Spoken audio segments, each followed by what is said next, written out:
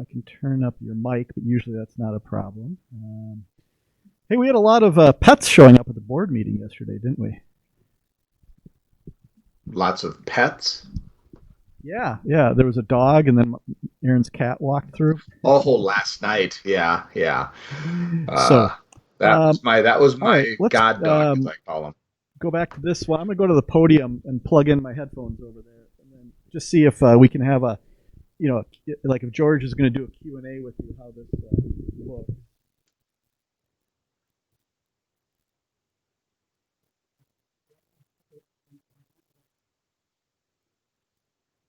Normally, Bill, George would wear a. All right.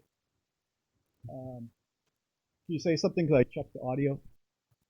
I'm here. Oh, Can you hear perfect. me? Yeah, perfect, perfect. So, Pat, that's how I can hear. George had his headphones in. You can see him, and then,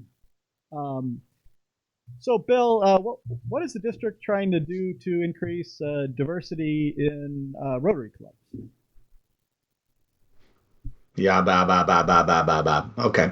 Cool. So I would get a question from George that way, Yep. right? Yep. And then people could chat in questions, and then let's go full screen here. I can only tell you that on my end, it looks very fuzzy on the screen right now. Your what? Fuzzy. Both your picture and my flashback picture look like they're very granulated. Okay. Okay. How are is your screen stable? It's not doing any flashing or anything weird like that. No, not at this moment. Okay. And then what I'll And do I is can see the outside, Jason. I can see the outside boxes through Skype, like where it says your name, Jason Barron, in your gallery. That's crystal clear. okay. It's just the actual what I see for the video inside both boxes is quite Green. pixelated. Okay. What I'll do is I'll share back. I'm recording this. And I'll show you what we see. Actually, is really clear. Oh, sorry. Yeah, I can take off my fault. I can take off my mask too. We're just trying to look at good for meeting today. All right. Let me change screens here. Right back.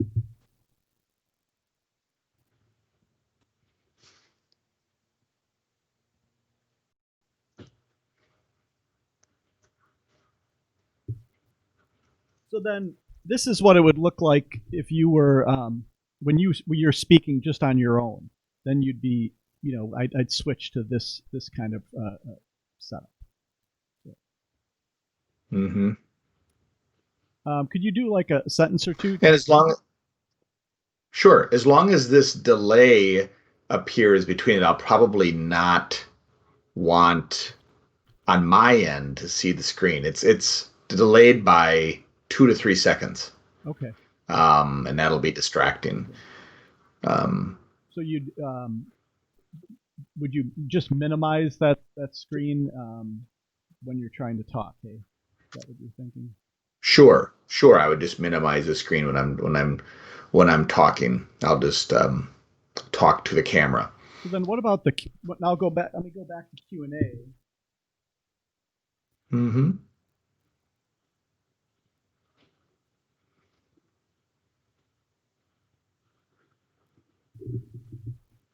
So in this mode, I would make George and you about the same size.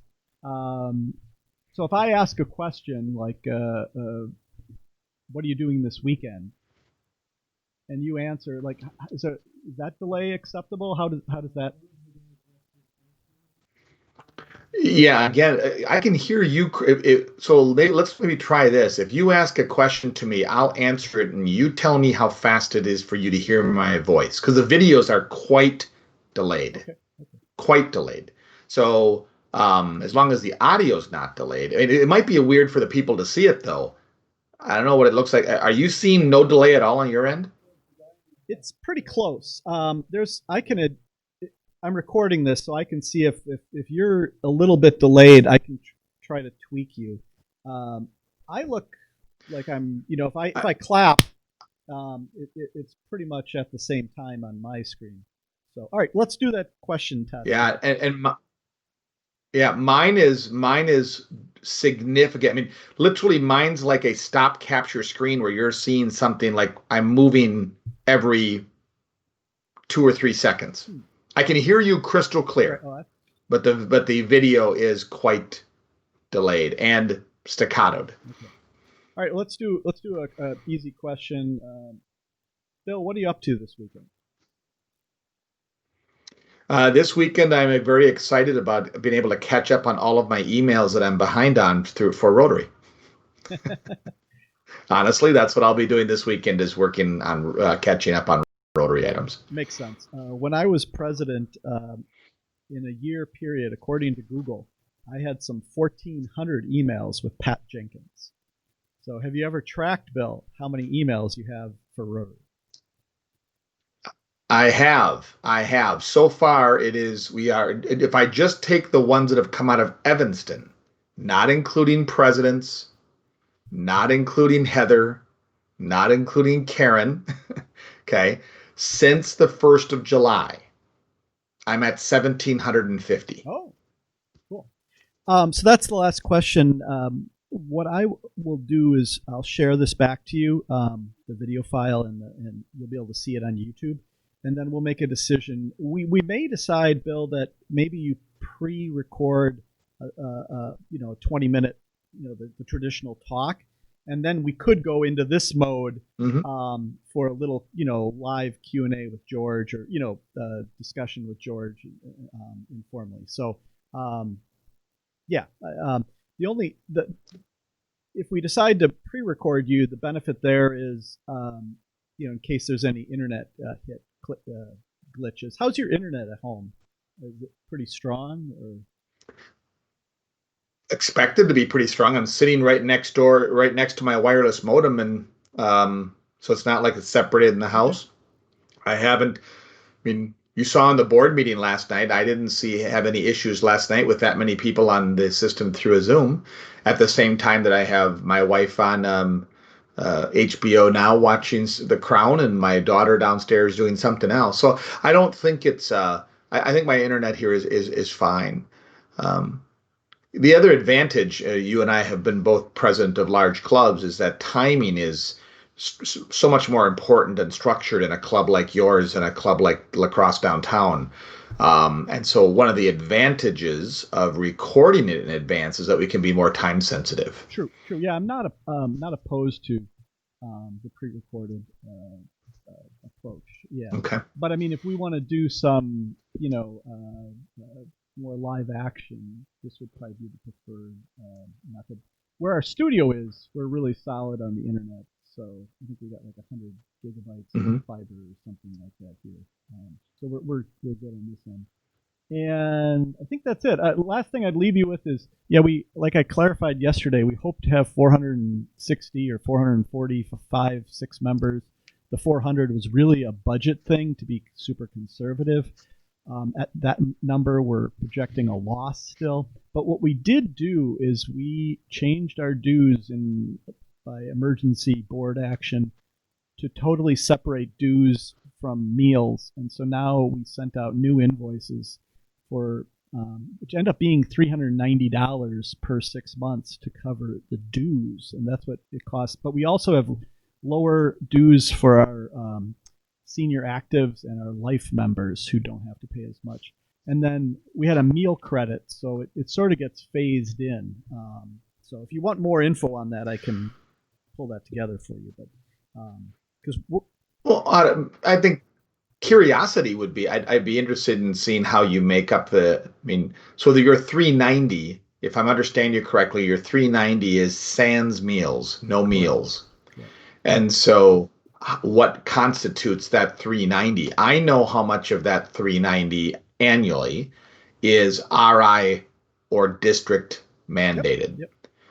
The rest are probably things that your club has as dues for various good purposes and reasons. That would be interesting to me. We could. I know you're a very busy person, but if you wanted to take a half hour on a Zoom to go over our budget or something like that, we could do that, and I could explain that to you. But yeah, it's actually $390 every 6 months, and we'll see. Hopefully, it'll work its way through. We're still going to require normal standard members to purchase 12 lunches every 6 months, which is the 50% attendance requirement. So but that won't be. We're not doing that until maybe a year from now, or because we don't know if we're going to meet in person for our club for 6 months or 9 months even. Are you planning to maintain a virtual? So let's fast forward slightly to a time when the Madison Club is beginning to meet in person again. Are you planning on having a virtual element on top of your existing meetings? Yes. So we were already post-recording and posting our club meetings to YouTube. But early on, I think, gosh, maybe even before June, we sort of made that commitment, or that what you don't see in this office is sort of a conference room with all of our gizmos set up. But we would live stream from the Park Hotel our club meetings, so that people who were not comfortable attending, or even like snowbirds, could watch our meeting. I think we're going to do that going forward for all time.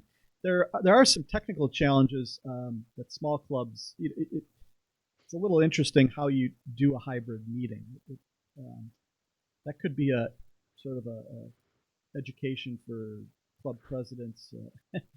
Technically you need a computer, you need the internet, you need a webcam. It's good to have like a speakerphone type thing. How do people?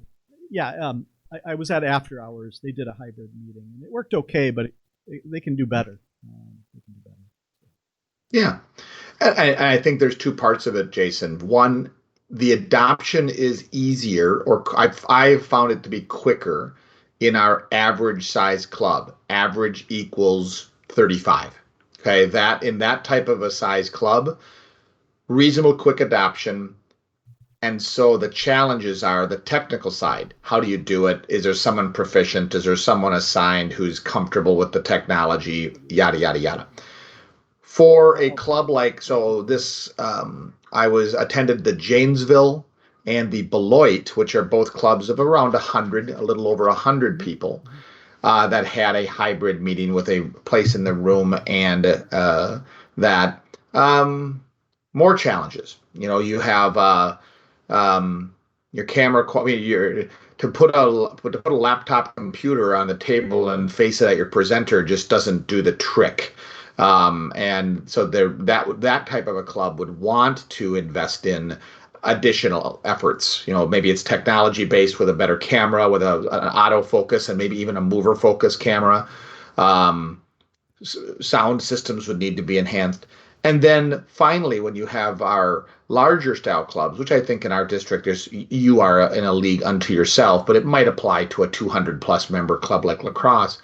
That's a different element, where now if you have a room full of 100 people plus, 150 people plus, and then how does it work off of your screen so that they can feel like they're involved? The people who are zooming in can feel involved. It's a very different level. And I think that the adoption idea will likely be slower in those larger clubs unless they have someone who's to use your own, your email signature line, junior producer. Yeah, a junior producer in the club. I think that's just going to be What I know to be true is that the addition of that virtual element adds engagement from our members. The engagement goes up. It's real life. Real life in Madison, real life anywhere means that there's times of the year that might be your busy part that it's harder for you to get away. It might be that life gets in the way with a phone call, as I said, the other night, at an inopportune time. You're getting ready to leave, that phone rings, you take the call, you look down, and you've lost your window to get to the meeting on time. And this adds an element to be able to have a person be engaged. The last step of it, I think, is the really exciting part, and it may not apply to the Madison Club as specifically, is that we're beginning to get directed feedback from people who are interested in Rotary that were holding back on getting involved for any number of reasons, but one of which, and it's kind of behind and a little deep in their recesses, they don't want to be involved in something if they don't think they can keep their commitment. And adding that virtual element allows them to say, oh, well, there is this flexibility where I can say yes now versus a club and comes and says you got to make 3/4 of the meetings or more than 50%, and they just say, I don't want to commit to that. And so we're seeing some interest in people. We've actually seen some new Rotarians join Rotary simply because the club has a virtual option. So I think that getting to a club meeting virtually will be the pivot feature that moves us for the next 15 years within Rotary. I really do. But I think that the adoption of that and making it work is going to vary greatly by size of clubs and a lot of other variables. We're seeing not just younger members, but members who are in the retirement homes really enjoying. That's one of the reasons we don't do Zoom, that we just went to YouTube. Was our members can just click on one link and poof, they can watch the meeting. Joe Silverberg, one of our members who's 92-ish years old, watches. Lou Harned. Lou Harned actually knows how to use Zoom, but a 96-year-old guy. So I think the streaming the videos can help keep older members engaged in the club too, or again, the snowbirds. I think it can help on the retention side too. On the recruitment side, we've found that our video club meetings is a way to demonstrate the strength of our speakers for the large club, and I suppose lacrosse would maybe be able to do that too. You build a portfolio of the high quality speakers that you can bring. Mm-hmm. Yeah. Yeah. As a selling point. Yeah. The person who presents to the club is a selling point in your club. The power, the quality of your presenters, to a smaller degree in lacrosse, but still certainly there. But on the other end, your brothers and sisters in Madison, for example, could use their ability to have a virtual element through Zoom or something else as an attractive feature to make a higher quality speaker be willing to present to that club. They're not gonna put on a clean shirt and cab fare to drive to go talk to Madison breakfast. It's just not what your high-end speaker is excited to do, and they're certainly not going to fly in or come in for that reason. But if they could Zoom in for 20, 25 minutes, from what I had an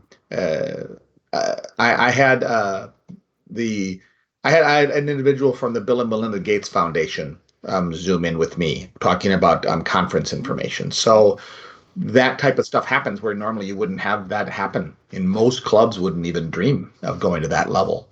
So again, there's a lot of pros and cons, but it will be very, very different for different sizes. I got to wrap up, but I would say that we too are looking at bringing in national speakers, even for a large club, which I don't think we would have done before because of this. So that's helpful.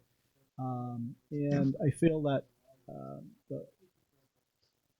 as a district or even RI, we could somehow try to help coach or support small to medium-sized clubs that are trying to go online and do these hybrid meetings. I don't know if it's handouts or whatever, with the diagrams or